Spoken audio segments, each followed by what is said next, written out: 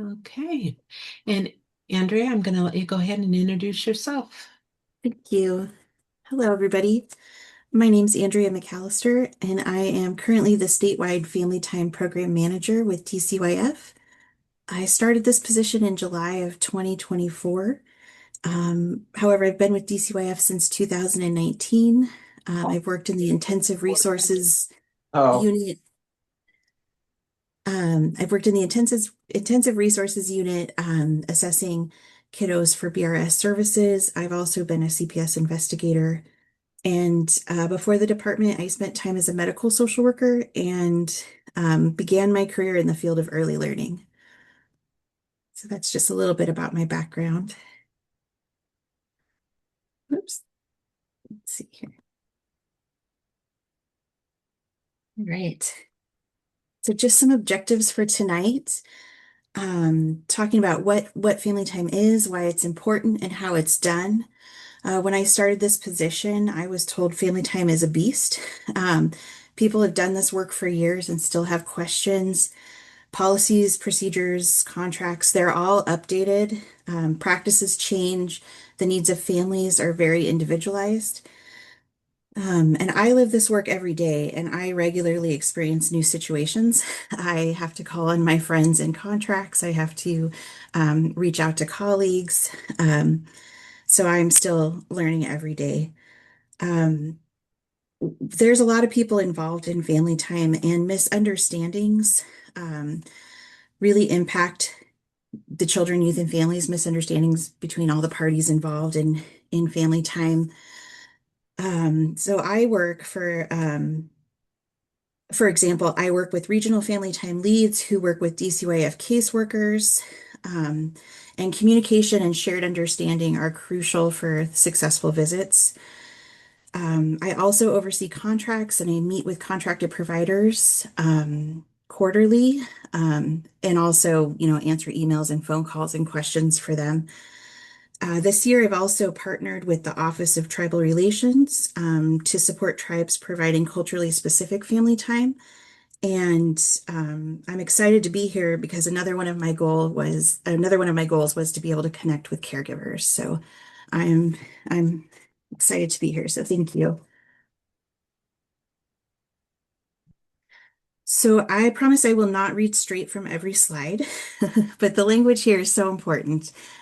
So what is family time? So when children or youth are in the placement, care, and authority of the Department of Children, Youth, and Families, they are to have visitation with their parent or guardian and their siblings. So early, consistent, and frequent visitation is crucial for maintaining parent-child relationships and attachment. And family time is really important in mitigating the harm of removal. And family time early, consistent, and frequent visitation is the best predictor of safe reunification and permanency for children. Um,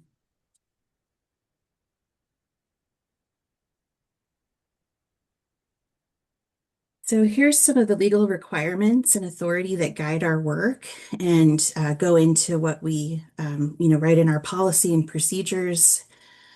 So the family has a right to regular family time. Visitation plans must be individualized to meet the needs of the family with a goal of providing the maximum contact. Um, and the family has a right to regular family time even if parents are in treatment or incarcerated. Um, we're going to go more in depth about visitation plans later on in the presentation. And we're going to talk about maximum contact versus what courts are ordering versus other forms of contact and communication. For example, courts might order more reasonable lengths of family time if they're aware that the family has communication other than family time or points of contact other than family time, like phone calls or text messages. Um, so we'll dive into that deeper. And number three, family time is assumed to be safe and to be unsupervised unless there's clear evidence otherwise. We are also going to dive deeper into levels of supervision later on, and also the different kinds of family time. So for ongoing family time, they should be unsupervised unless there's a safety threat, and then we can do different things to mitigate the safety threat. And family time cannot be used as a reward or a punishment for compliance or services with the case plan. So parents might not participate in any other part of their case, but they still have the right to family time. Family time only ends if a child returns home or enters a guardianship or parental rights are terminated.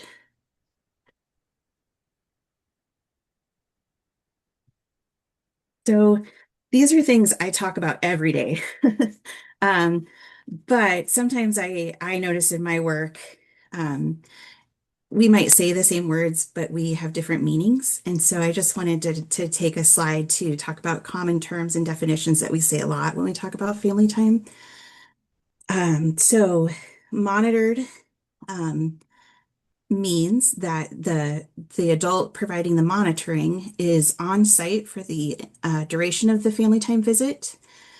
Directions will be provided to them in the visit plan, and they're going to be conducting periodic checks where they can both see and hear the parent and child together. The caseworker will dictate the frequency or the intervals, so 5 minutes, 20 minutes. And they need to be ready and able to intervene when needed. So when they're doing their monitoring checks, if they witness something that is not safe for the child, they need to be able to intervene and end the visit if needed. So supervised is the highest level of supervision. So monitors are mid-level, unsupervised is our least restrictive, but supervised means you're in the presence of the parent and the child at all times during the visit. You maintain line of sight and sound and supervision of the child or youth, and you're again ready to instantly intervene if needed in case something unsafe is happening for the child. We also talk a lot about contracted providers. So when we talk about who can provide monitoring or supervision or transportation, a contracted provider is they can be a person or an agency that's paid by DCYF to provide the family time. We enter into contracts with them and they are held to contract requirements. We also have what we call non-contracted providers. So this could be relatives, friends, or other support, caregivers who provide family time. At this time, it's not paid. That is a future goal,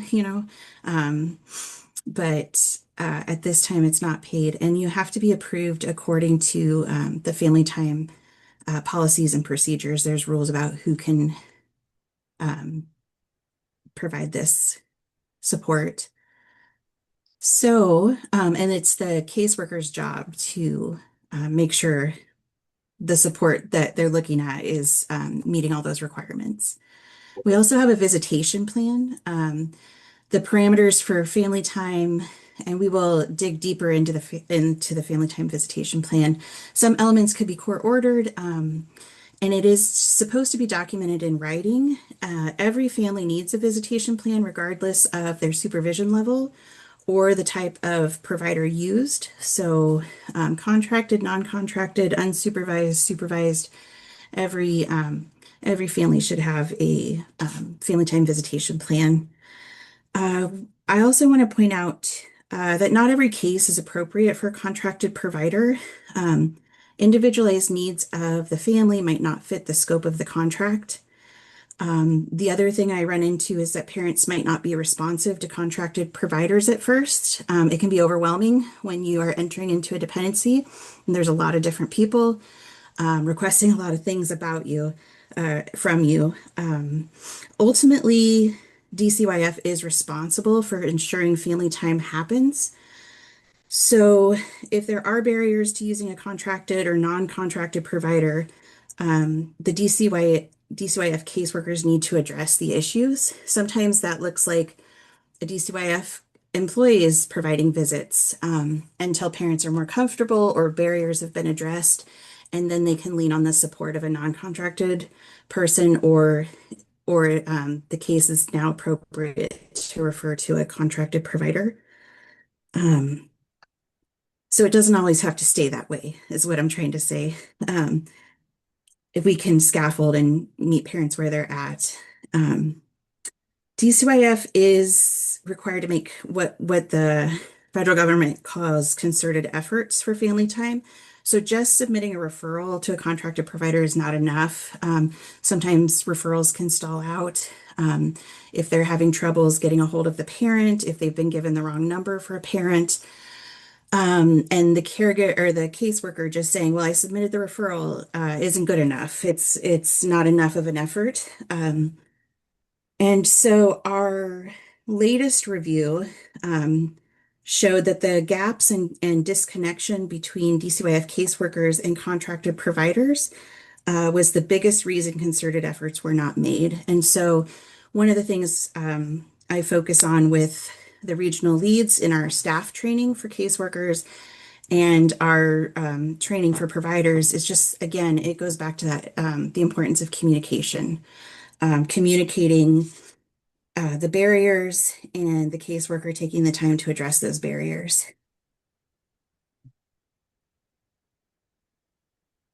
So there's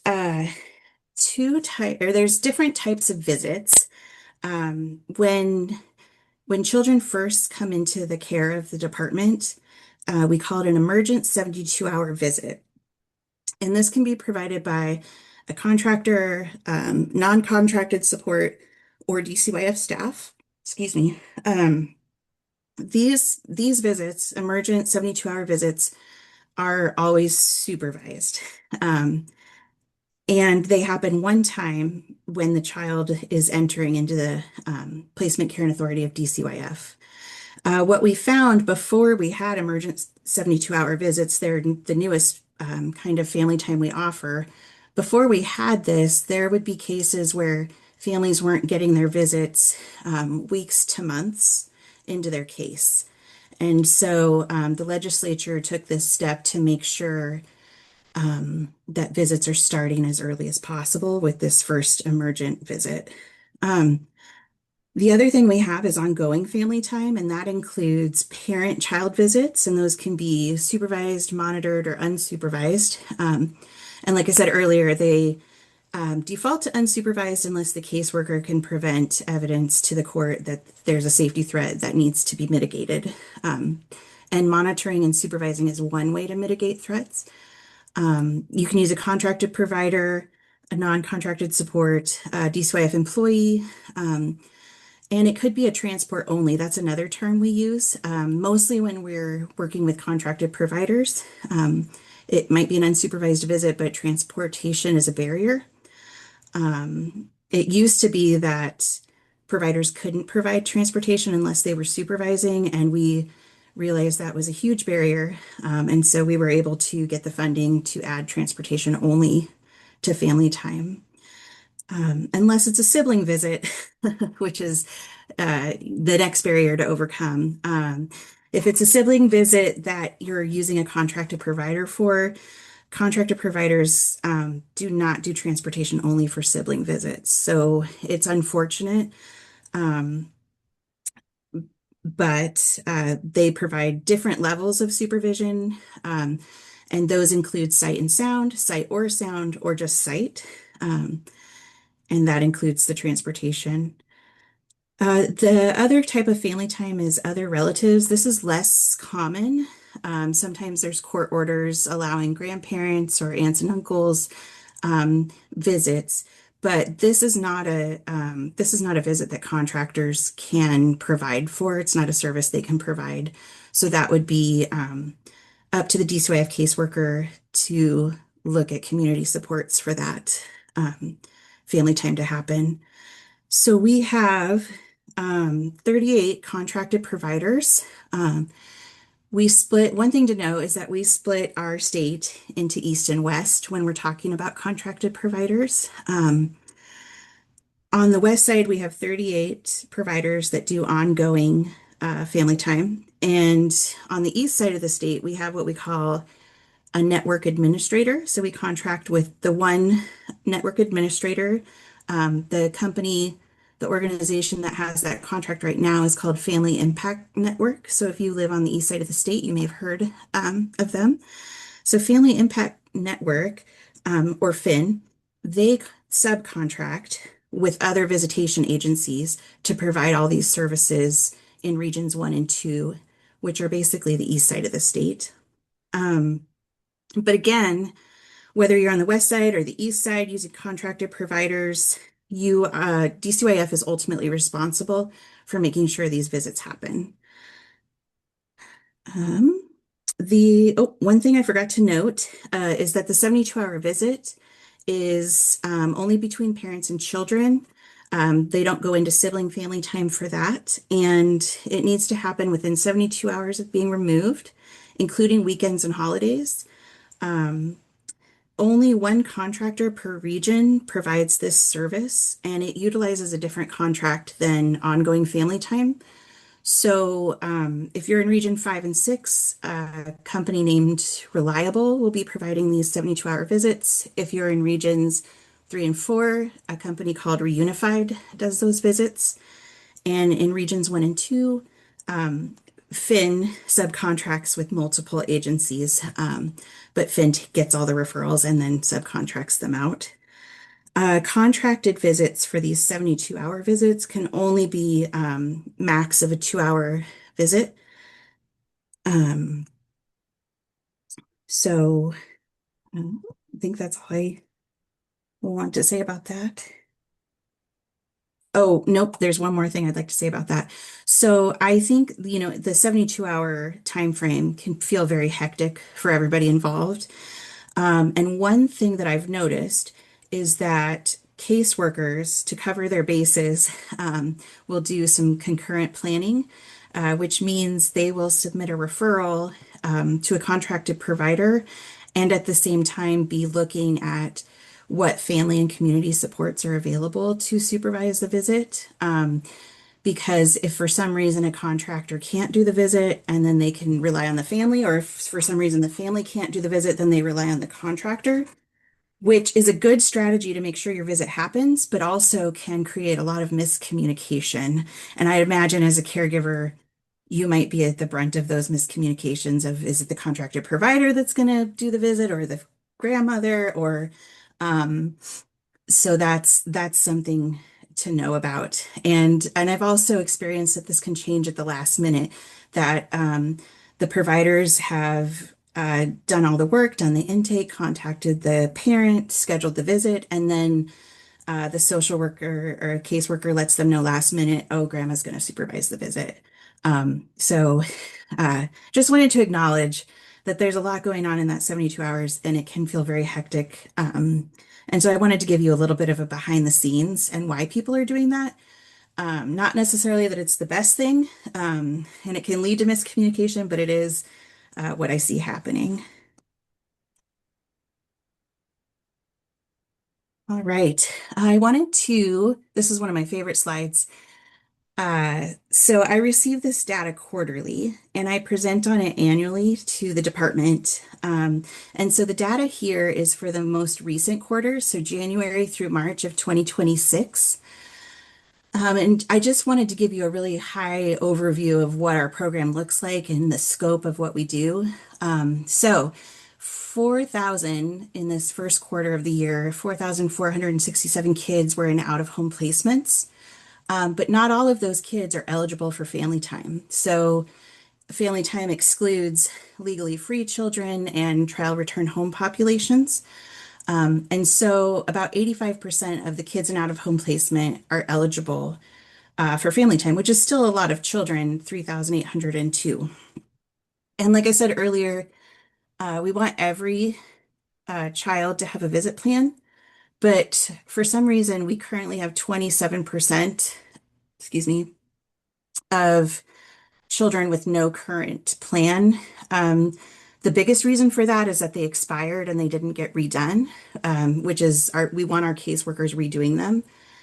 But the good news is this used to be a lot higher percentage. This used to be over 30%. And so I'm really excited that we're making progress on that.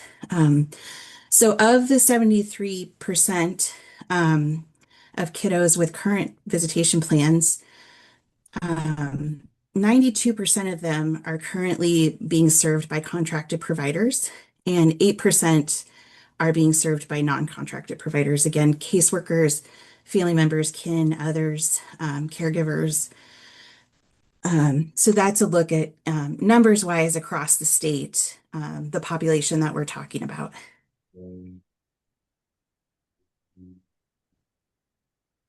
And then this graph only represents data from contracted visit supervisors. Um, and it breaks it out by region. Um, um, the amounts of visits that are supervised, monitored, or unsupervised. And I apologize because I can't remember what blank means. It might be the percentage without the visit plan. I'm not sure, but I should find out if I'm going to use this slide.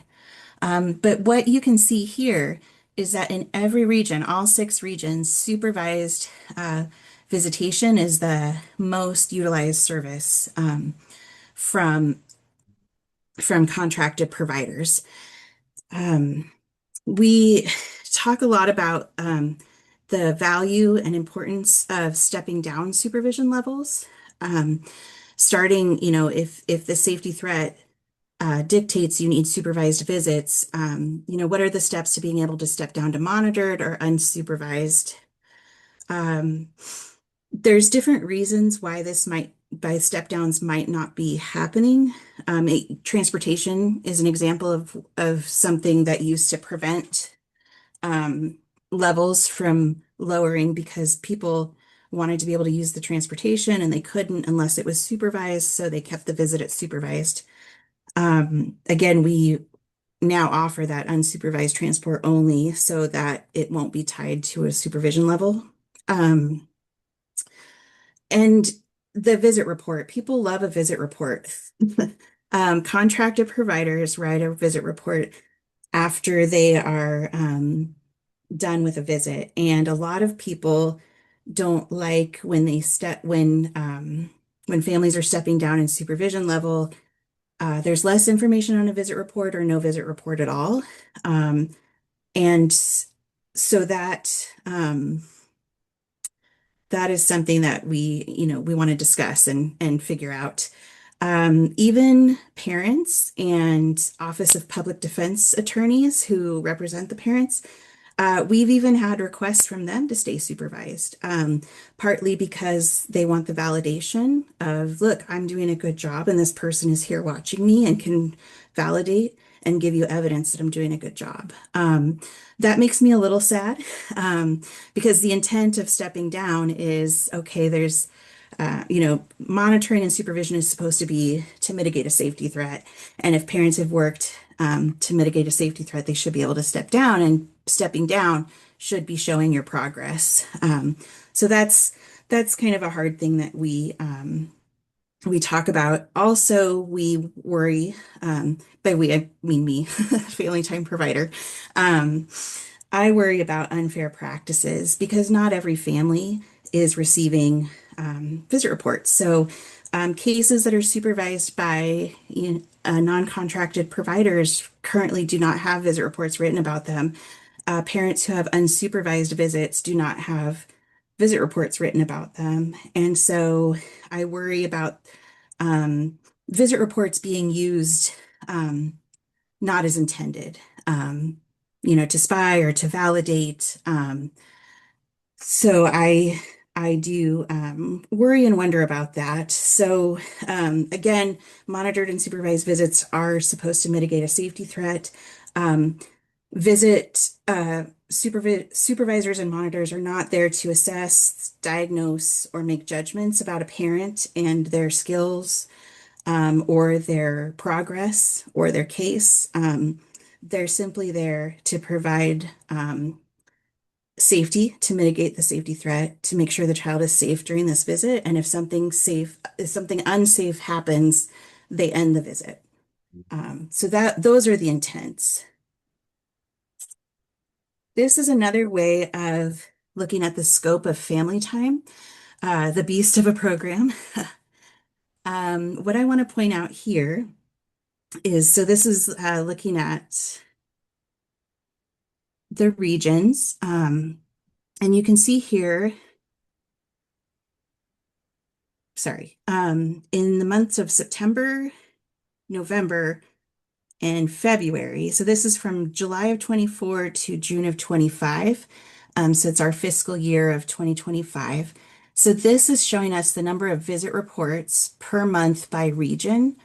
And again, unfortunately, this is only capturing visits done by contracted providers. Um, so right now, March of 2026, for example, 21,299 visit reports have been submitted. Um, and more will come in with our April billing. Um, and again, the graph is only tracking contracted providers. And so there is a gap about being able to monitor and track data from unsupervised visits and visits being supported by non-contracted providers.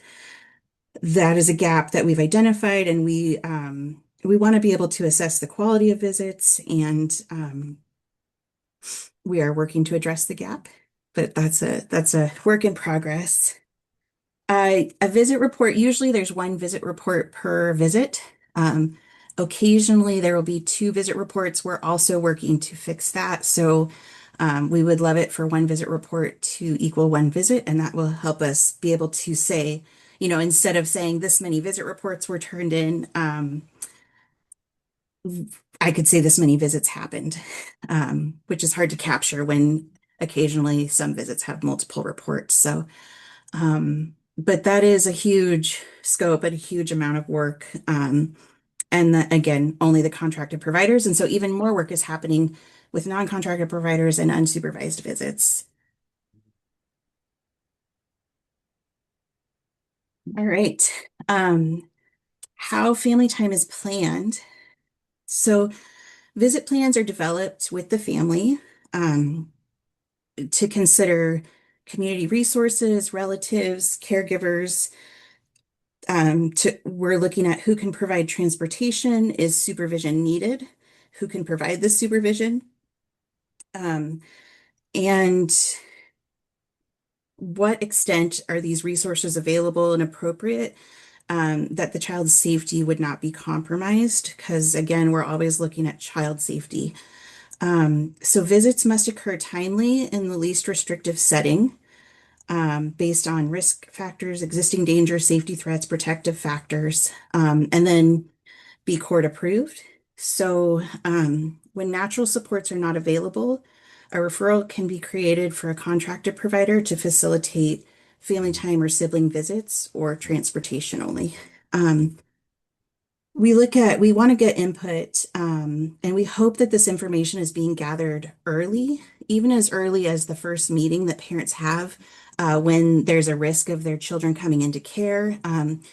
We have been calling these meetings, you might be familiar with shared planning meetings or team decision making meetings. Um, they're changing the wording, the title, and now they're calling them youth and family meetings.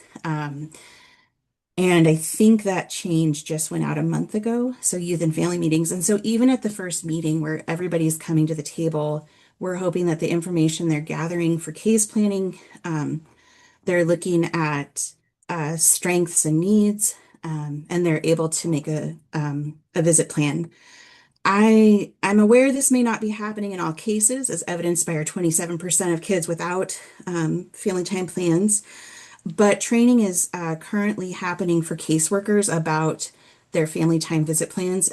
Actually, tomorrow at I believe it's either 9 or 10 a.m. I'm scheduled to do a training for caseworkers called our Foundations of Practice, all about assessing safety for supervision levels of family time. So this is something that we're working on. And while contracted providers are needed and they're a very important part of family time, um, the planning part of this is that they should be utilized as a last resort. So we're looking for the least restrictive and most natural visit that we can possibly do. This is a not a normal situation being separated from your family, and so we acknowledge that, but we want to try to provide the least restrictive and most natural environment. Um, Using a contracted provider is fine. You know, they go through background checks, they go through training, but it is another stranger and it is another change. And the other thing we consider is that DCYF needs to work with families to build up community supports so that when the case closes and DCYF leaves, there's not a gap left. So if they were relying on that contracted provider for certain things, and then the case closes and the contracted provider's gone, um, we I don't want to say we failed, but we should have provided that family with skills and resources to be able to get support from their community. So that's something else that we consider. So these are the elements of a visit plan: the location, the frequency, the duration and schedule, um, approved participants. Sometimes families request that other people are involved, like step parents or grandparents, cousins. Um, that all needs to be approved through the caseworker. And then the supervision level and who would provide that level. Um, and again, we're looking at least restrictive options. So how can um, how can the visit plan mitigate the safety threat? The other wonder that I put out there is I wonder if the supports needed can be split up. For example, combining a contracted and non-contracted support. So, for example, if like grandma can supervise a visit but doesn't drive, can a contracted provider be used for driving and then grandma can supervise, or vice versa? Um, the caregiver can drive to the visit but does not want to supervise, and which is very understandable in some cases. So can we split that up? Or, I know it's not always possible to do, so does a contractor provider need to be used for transportation and supervision? So that's a lot of balancing to do, because we're balancing safety threats with least restrictive, most natural supportive environments. We want these visits to be encouraging bonding and routines for the children and the families. So I have some examples of visit plans that I've experienced in my time at the department. So just an example is mom visits with her children in the afternoon and evenings. She goes to the relative caregiver's home. She does after school, dinner, and bedtime routines. She's supervised by the relative caregiver. Then the visits were able to be moved to monitored, and then they were able to be moved to unsupervised to happen at mom's house as she worked in stepping down and mitigating safety threats. Um, Another example is a caregiver turning on the virtual visit and staying in the room to supervise the visit. And then the child, when the visit's over, can just move on naturally with their day after the visit without having to drive in a car. The other thing I've seen that kind of makes my heart a little sad, although I know we're doing the best we can with what we have, is children being picked up by a visit supervisor and then having to do a virtual visit in the car or make a phone call visit in the car, or being driven to a public place like a library or a fast food place where they do their virtual visit in a public space. But I also want to acknowledge that caregivers monitoring and supervising visits can be uncomfortable and awkward, or just at times just not possible. I want to acknowledge that. And um,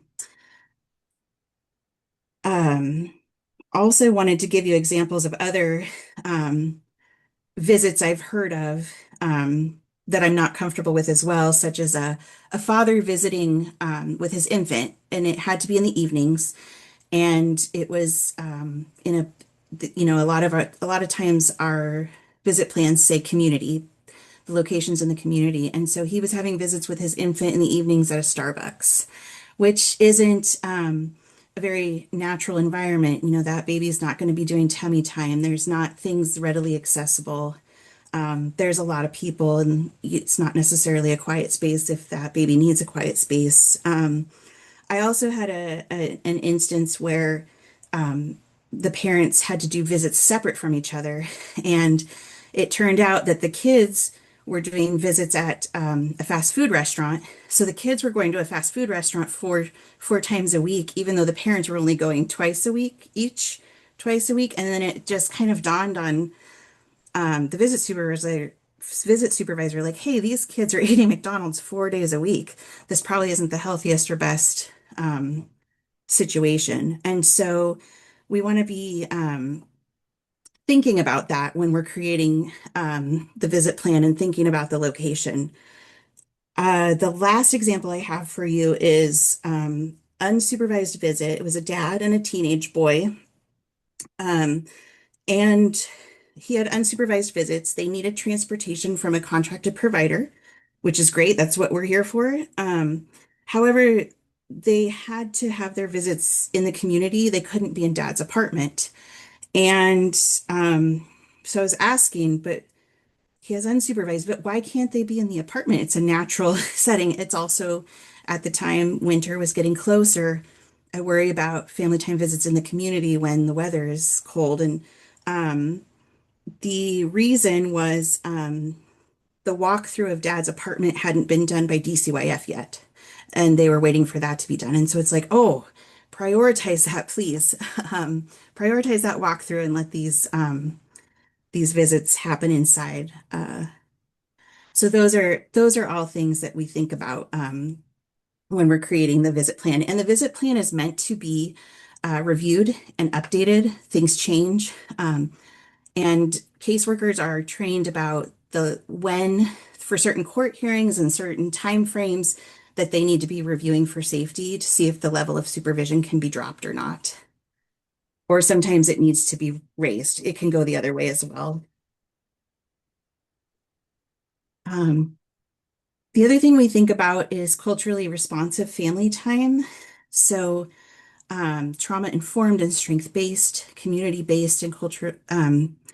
I'm repeating myself there, culturally responsive, delivered in the least intrusive, most normal setting, honoring family culture, language, and community connections. And so, what does this look like? It can look like visits supported by families, communities, tribes, caregivers, people who know the child best. Or when we need contracted providers, we require them to take trainings about trauma-informed, strength-based, and culturally responsive practices. We're also seeking to contract with providers who speak the same languages as families that we serve. We're also looking at minimizing the amount of time the child is in the car, um, which is why we want it as based in the community as possible. Sometimes with different placements, parents who are incarcerated or parents in treatment, sometimes, that time in the car is just not avoidable. But we look at, can the parent travel instead? We want to exhaust all of our creative thinking and options before the choice is to have the child ride in the car for 2 or more hours. I also wanted to note part of being trauma informed. I just have a little note about working with parents who feel difficult and just acknowledging that parents are feeling a real lack of control when they have to enter a dependency with DCYF, and they may feel difficult or be unflexible when trying to create these plans, maybe trying to compensate for that lack of control.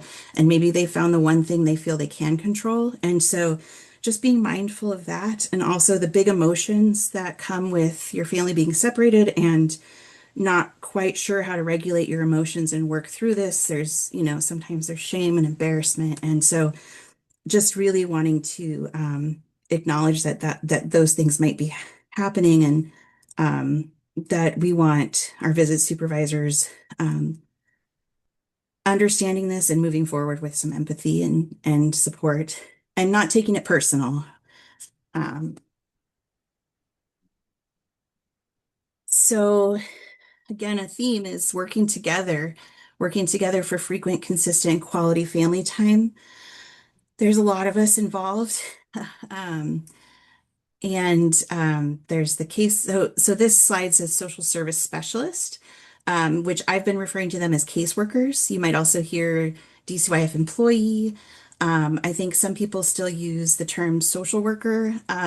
Not all social service specialists are social workers, but sometimes that's a term that just gets applied to everybody in this position. There's contracted agency and visit supervisors and their program managers. Some contracted providers are very small. It's them, just them, owning the business, running the business, doing the visits. Sometimes they're a very large provider and they have a lot of staff, administration staff. So it can vary. Some people have employee-based models, some people subcontract, and then subcontract. And then there's caregivers and parents. So um, I wanted to talk a little bit about what goes in to visits from all of these people that are involved. So when we're looking at parents, um, we're looking at parents meeting the child's basic physical and well-being needs, providing snacks and meals as needed, if appropriate, for the time frame, activities, engaging the child in activities. It is a chance, but it's not required. It's a chance for them to use and practice skills they've learned in maybe their parenting interventions or services that they're taking. Again, not required, but it is a good chance to do that. And then guiding their child's behavior as needed. Um, our social service specialist is providing all the necessary information on the family time plan and the referrals.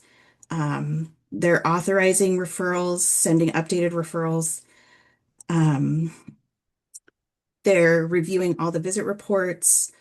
There's also unusual incident reports, and then offering additional services or resources as needed to support these visits. Um, it's also, oh, let me go back. It's also their responsibility to address areas of concern with the parent and the caregiver and the visit specialist. Nope. Yeah, sorry, I might have gotten myself confused.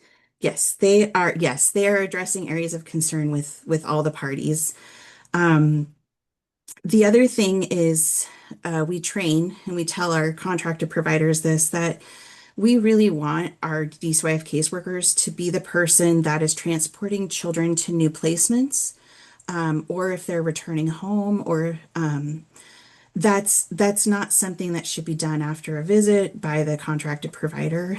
So that's something that should be planned for outside of family time as any transition in changing placements or returning home. And if parental rights are terminated, we also want our DCYF caseworkers to be providing that final visit between the parent and child. That shouldn't be something that providers are doing.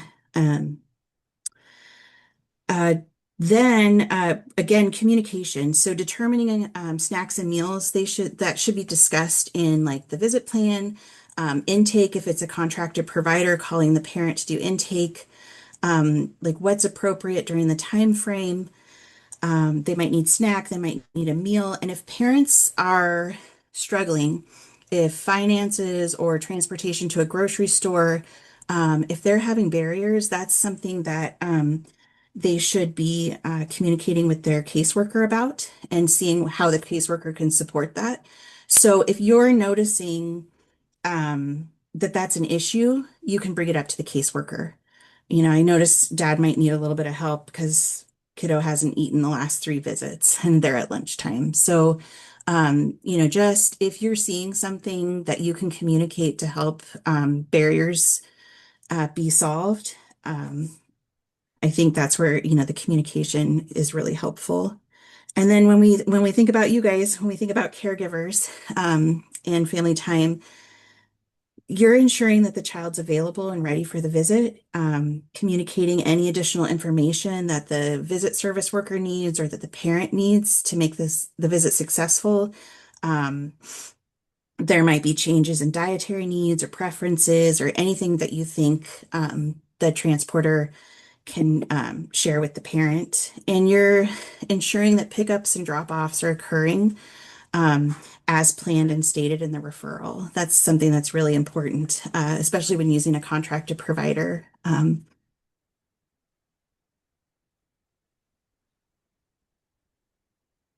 So speaking of contracted providers, since they are about 92% of our, they're serving about 92% of our eligible families, I wanted to spend some time talking about the contract, the providers.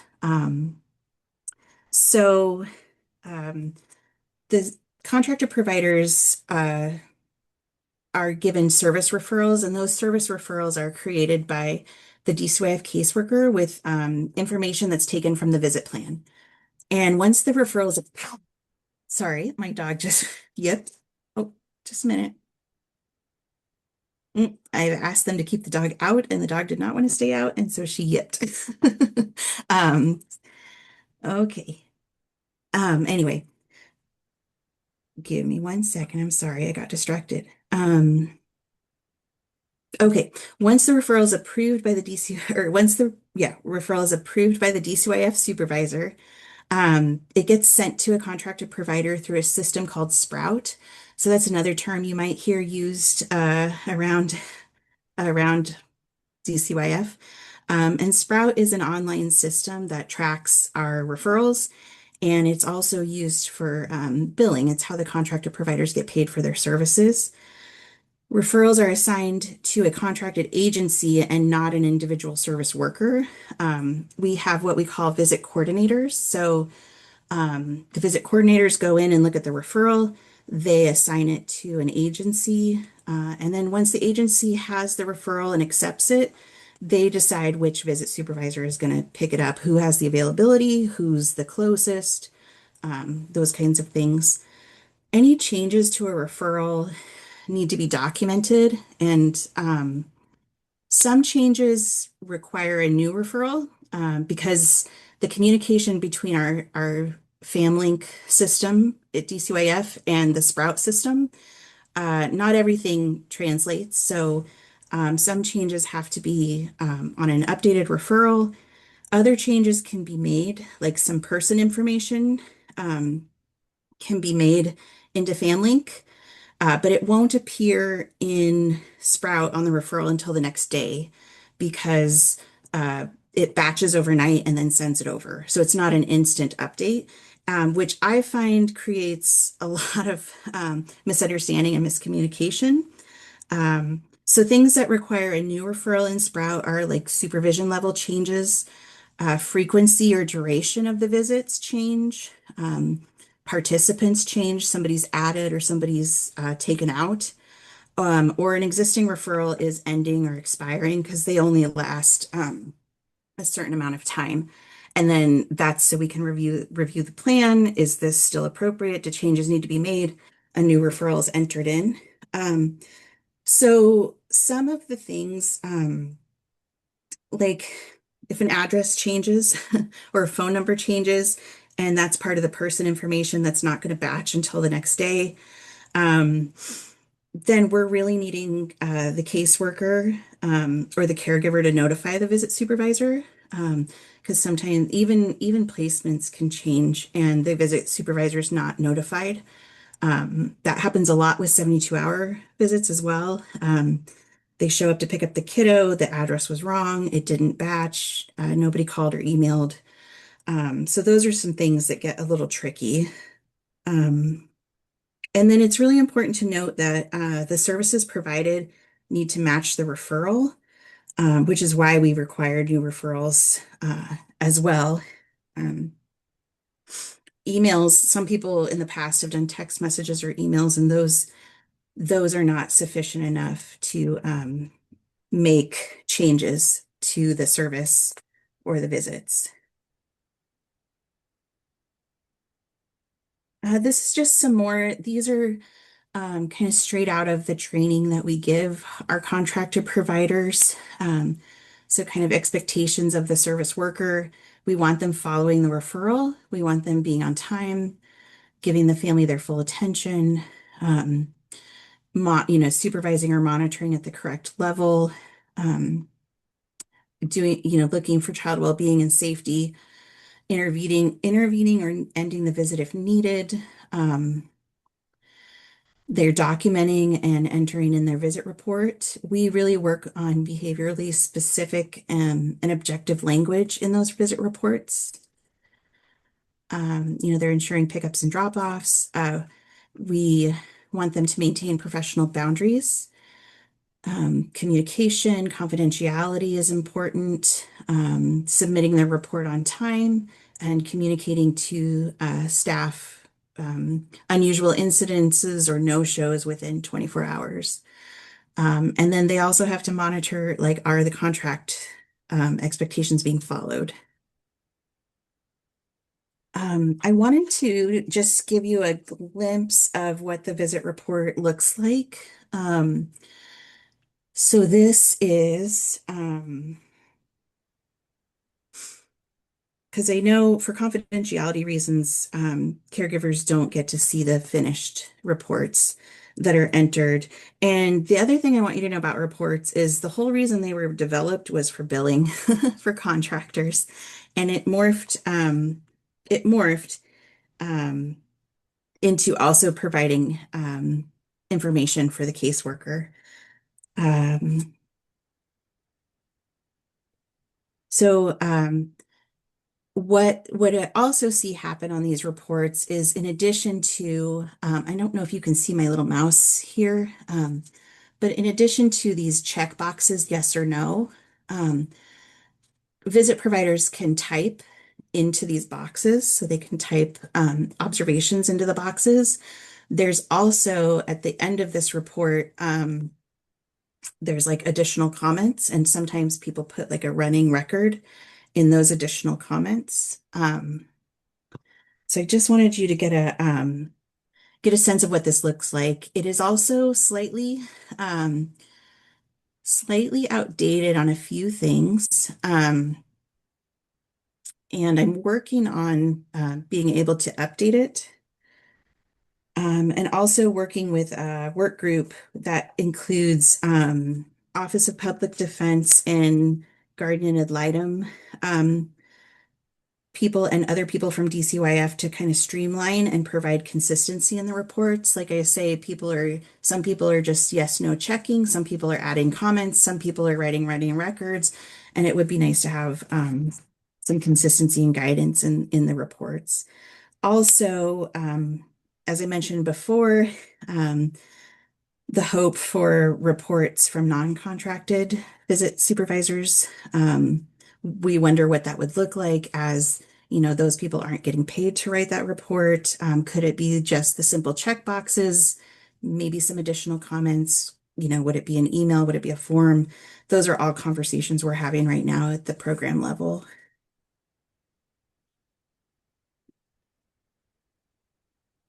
So a little bit more about the visit report, what the purpose is. Again, wanting to be objective, who was present, when and where, what they did. Again, quotes as needed. Uh, Sometimes what we call combined in-home services um, can happen during family time. This happens if a parent requests it. Like when we looked at all the things that go into planning a visit plan, like schedules, school schedules, work schedules. If a parent's feeling overwhelmed and doesn't feel like they can make the separate time, they can request to do those things together. But it's not required for them to do services during family time. And there's kind of this myth that family time is the only time parents and children see each other. And that's not the way it's intended to be. Um, And that's for the DCYF caseworker to coordinate and figure out times and supports for those services. So, however, if they are happening at the same time, we do direct the service worker to do not record direct quotes from that time. That time is a confidential um, time where they're working on things, and we don't want those in the family time reports. anything to do with that service will be in the combined in-home service report. So it's not that that information is not getting documented, but it is getting documented by the appropriate person to speak to it. Um, the other thing I wanted to talk about is there's no such, as long as we're talking about myths and family time, and um, there's no such thing as a therapeutic visit in DCYF. But it seems that they get ordered a lot from the court because they sound like they'd be great, is what I've heard. Oh, that sounds amazing. Um, DCYF tried, they used to have something called supported visits, and that's no longer a thing anymore either. So um, when we're looking at like, what do you mean by therapeutic visit? So, again, that goes back to the combined in-home services where parents can have classes or services separate from family time, or family therapy is something else that can be court ordered or requested by the family. And family therapy should be separate from family time. Um, and in fact, therapy should never take place during a family time. Um, And that's an example of something I'm working with the courts and DCYF staff about. So getting that shared understanding between all the parties involved in family time. So we don't have caseworkers stressing because the court ordered something that they can't do, and they're trying to just make it work and getting frustrated and asking contractors to do something that's out of scope.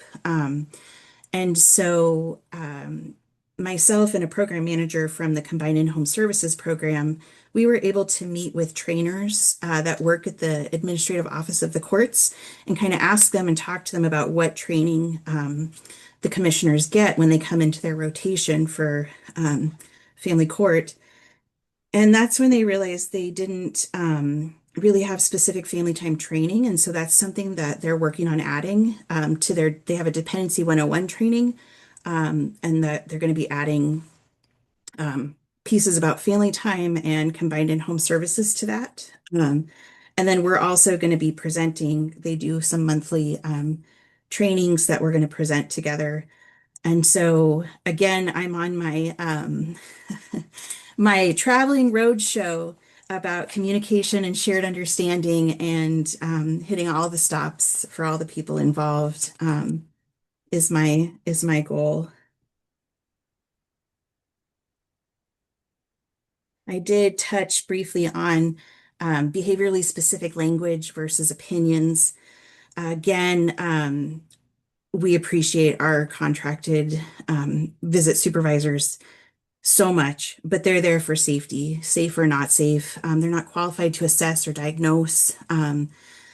And we're also monitoring these reports again for professional boundaries between visit supervisors and families, or visit supervisors and caregivers.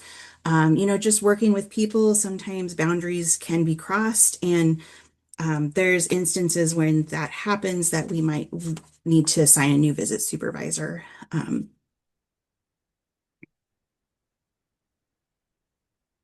I can't stop talking about these visit reports.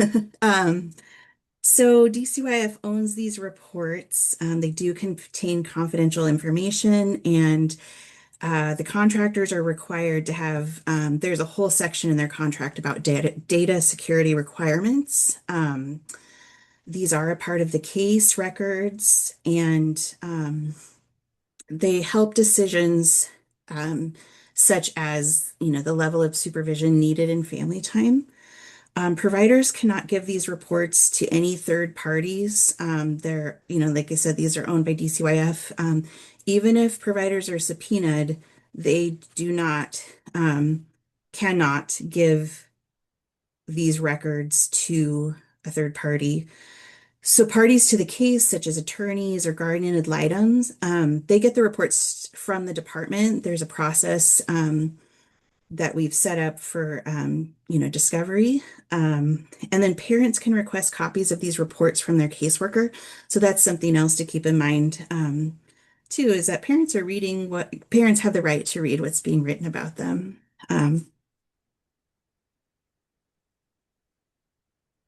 Another question that comes up a lot for me is car seat training. So I want to let you know, yes, car seat training is required for contracted visit supervisors. Um, Also, this slide is directly from the training for contracted visit supervisors. So in addition to following the rules of the road, um, this is, other information we're communicating to them in addition to the car seat training. But child safety is so, so, so important. So if you have concerns,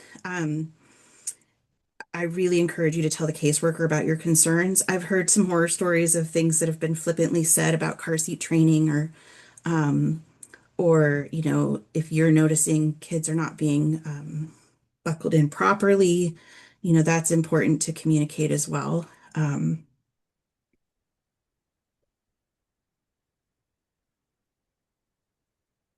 Another issue is canceled visits or missed visits or no-show visits.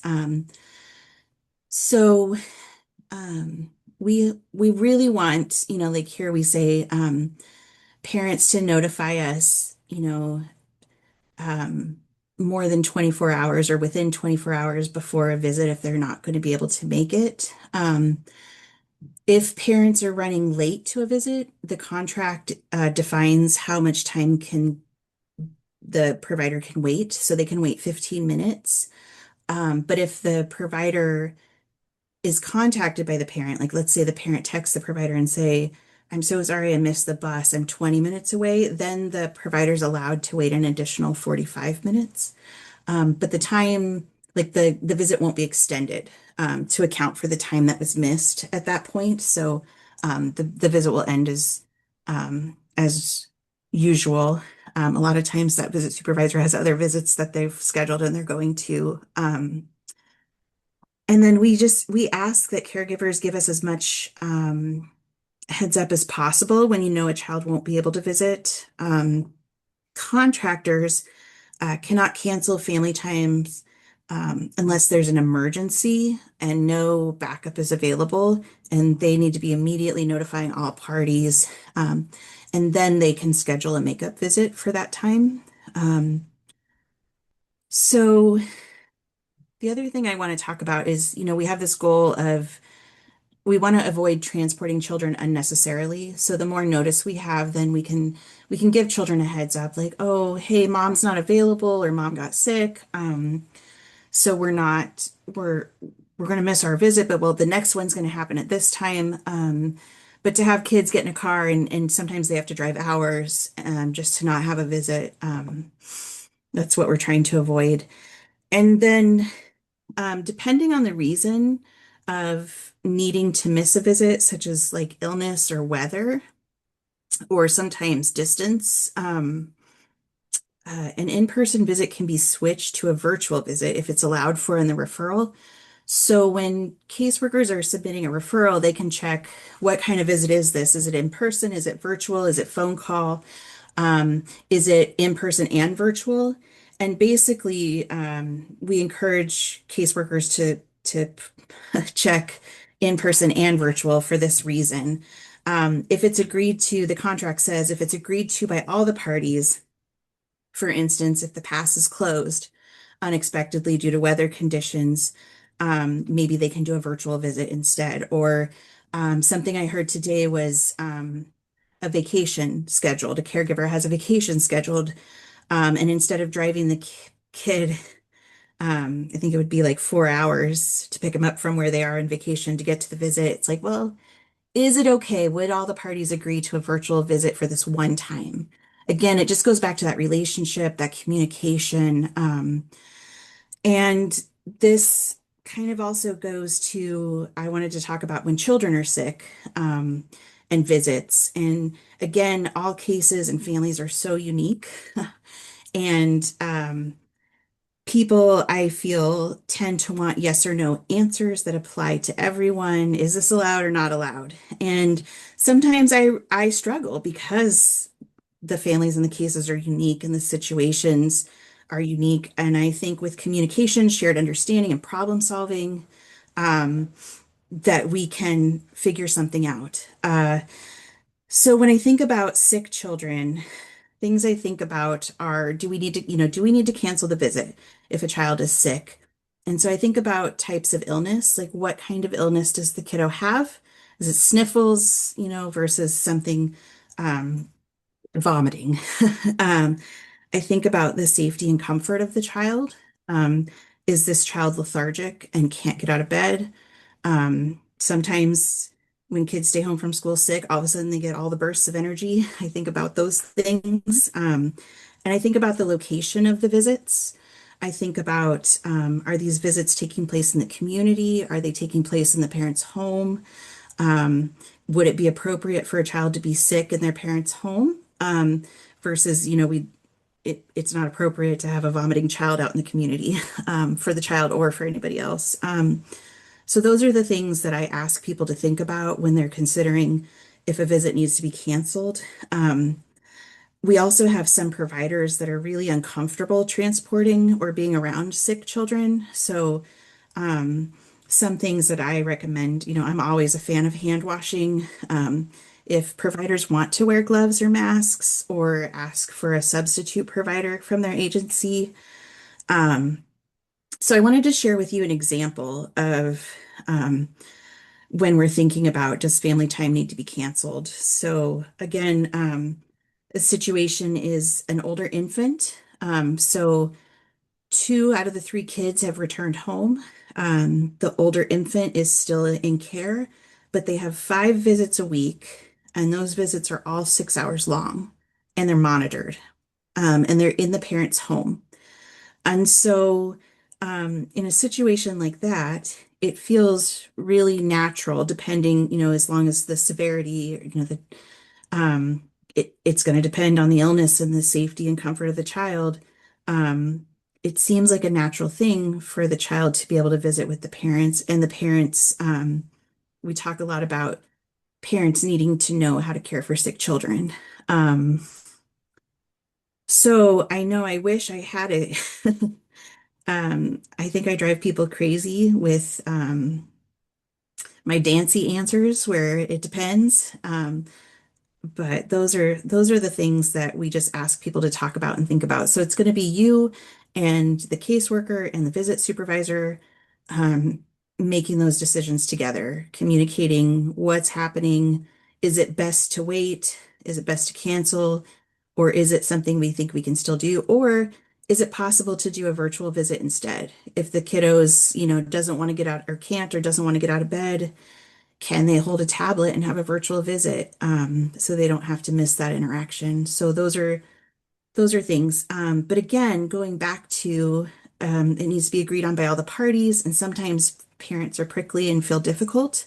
I've had the experience where a dad will not agree to a virtual visit in the cases of sickness or transportation issues. And again, I go back to sometimes it's the only thing he has in this case that he can control. And so he needs to feel that control and he's choosing to exercise it there. Even if I disagree, that's his decision. So I'm sure you'll have more questions about when I'm done with the presentation.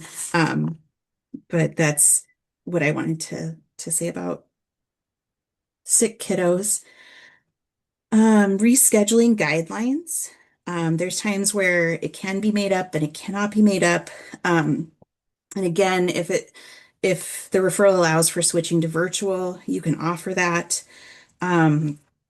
That in addition to illness or weather, if parents' cars break down, buses are late, you can also offer virtual visits in those instances. Um, But if the virtual visit is ended early, due to any participant other than the service worker, the time's not going to be rescheduled. So if the kiddo ends it early or the parent ends it early, we're not going to reschedule that. Because, virtual visits tend to not last as long as in-person visits. I think our average for virtual visits is about 30 minutes. It depends on the age of the kiddo. There's a lot of things. Um, but if the service worker ends the visit early, then it does need to be rescheduled if the contracted provider does that. We're also working on guidance about makeup visits because we can't bank visits. So, one example of this is if visits need to start before a contracted provider can pick up the referral. Um, Practices we've seen in the past is visits weren't getting done, the referrals picked up, and it says, oh, by the way, this parent's owed 20 hours of family time. Figure out when you can make that up. And that's just not allowed per the contract. And DCYF is responsible for providing those visits in the time frame where they're waiting for a provider to pick up the referral. This might also be a time where a caseworker might reach out to you. They might be feeling stressed or desperate, and they might reach out to you and say, can you help me supervise these visits temporarily? Can you help me transport to these visits temporarily just until the referral gets picked up? That's something you might hear. And again, it's your choice, yes or no, if you can or can't.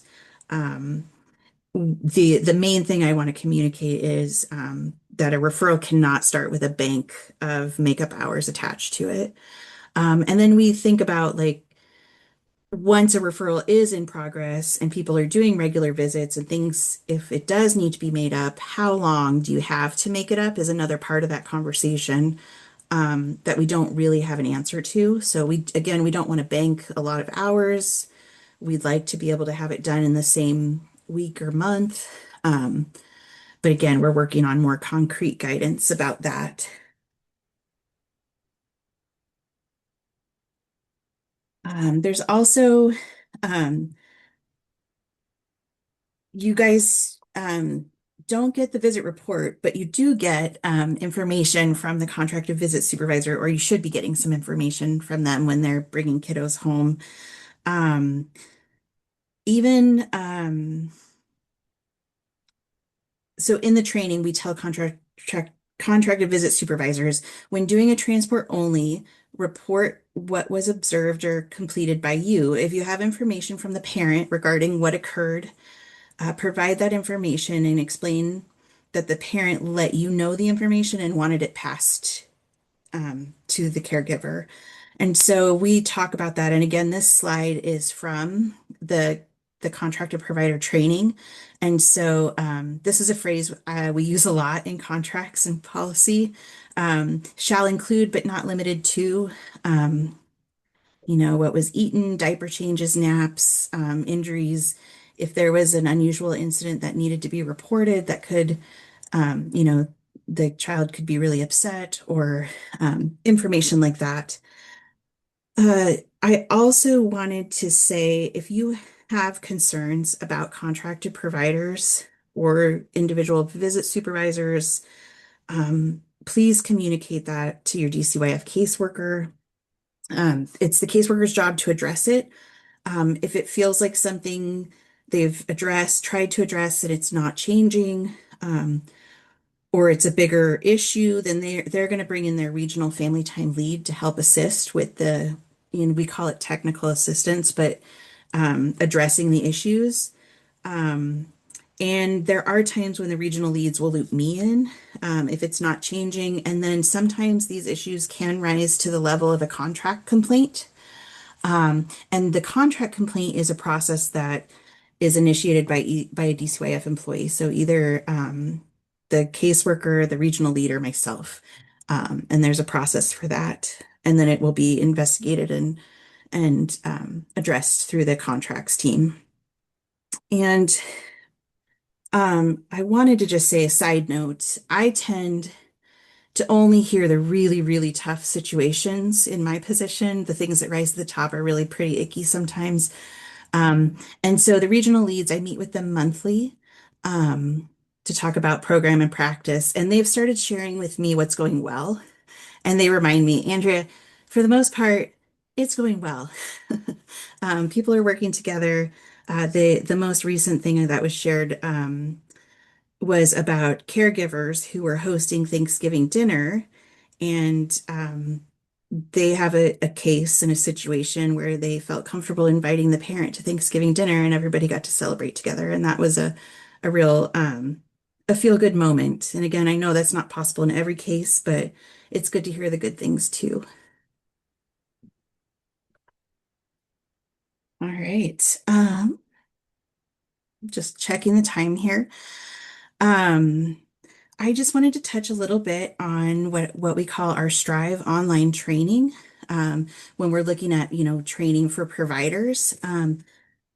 I I don't know if some of you were on the on the east side of the state, and if you were around in 2017 or 2019, you might have heard about Strive as an in-person supervised visitation pilot. That was like more of a supportive visit model, parent coaching model. And it was a pilot. The pilot did not move forward to statewide implementation, but we pivoted, and Strive is still active in our program. So we are implementing Strive online training for providers.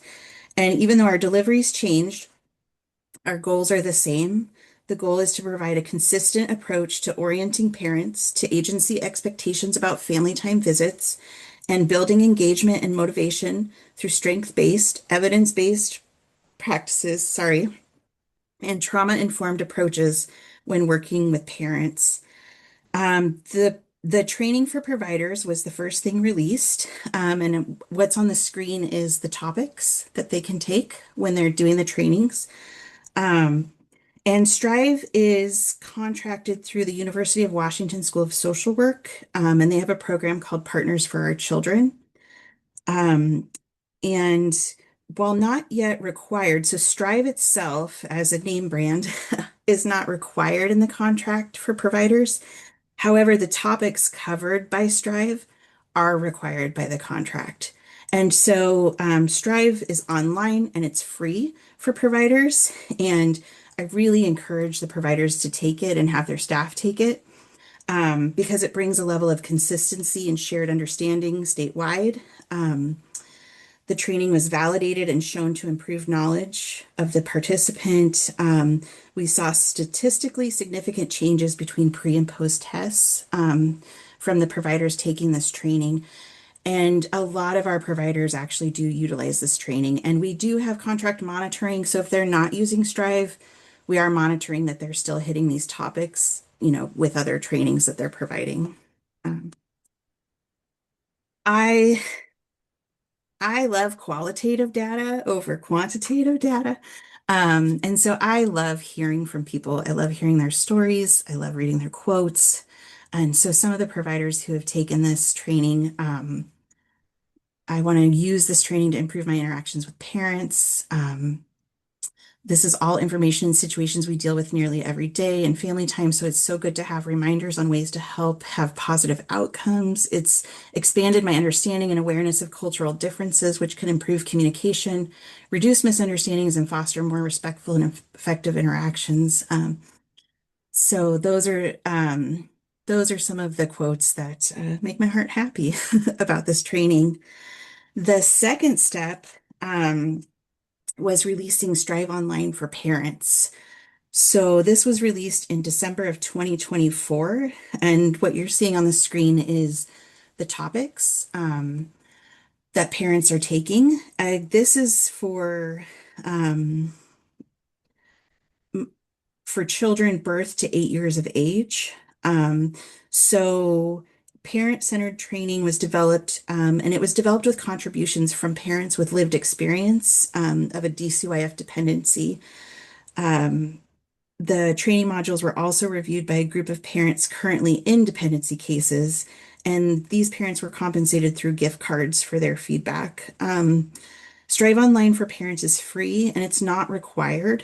It's not required in the case plan, it's not required by court order, and it's so important that this training remains voluntary for parents with supervised family time.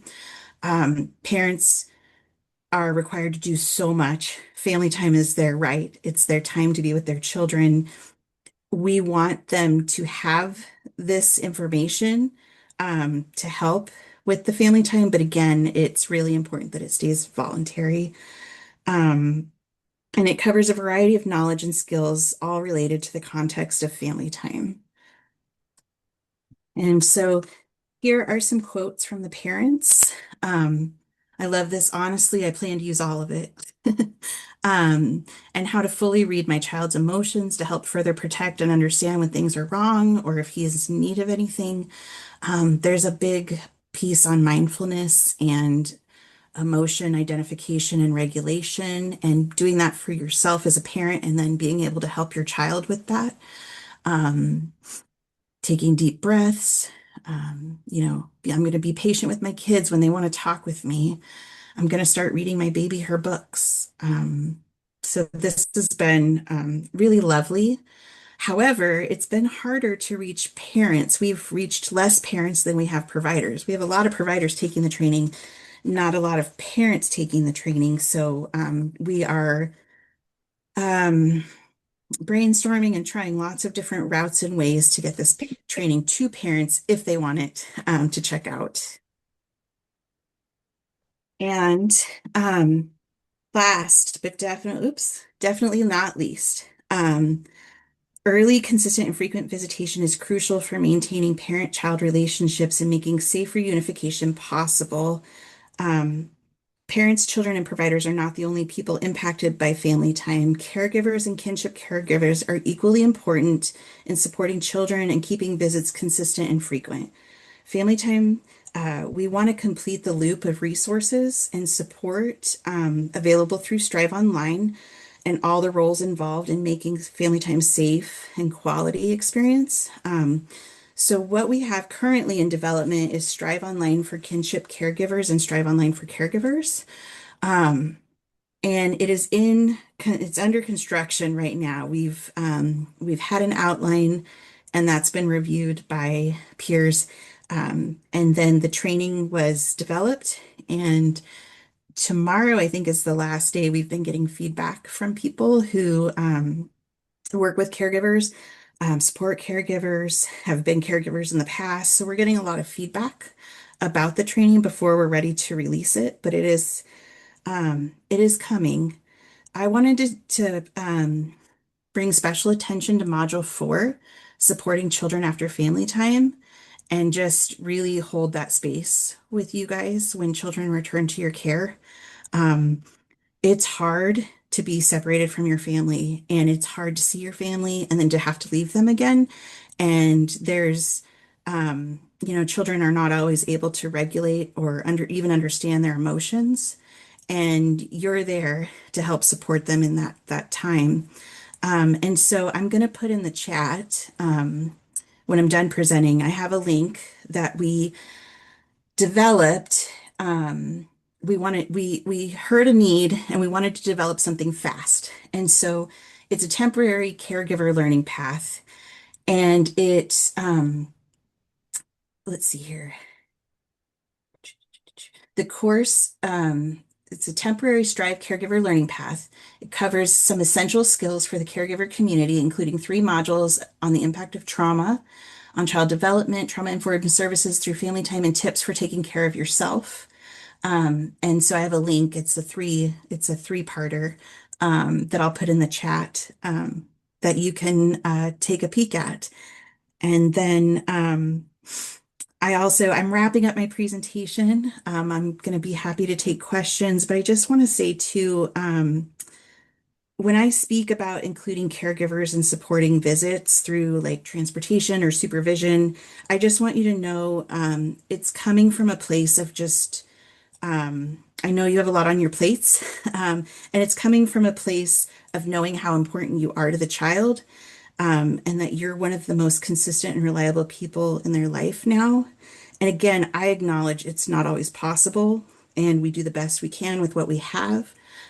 So no shame if it's not for you in this moment with this case. And I just want to say I appreciate you all so very much and what you do for the children and the families that we serve. And thank you so much for having me.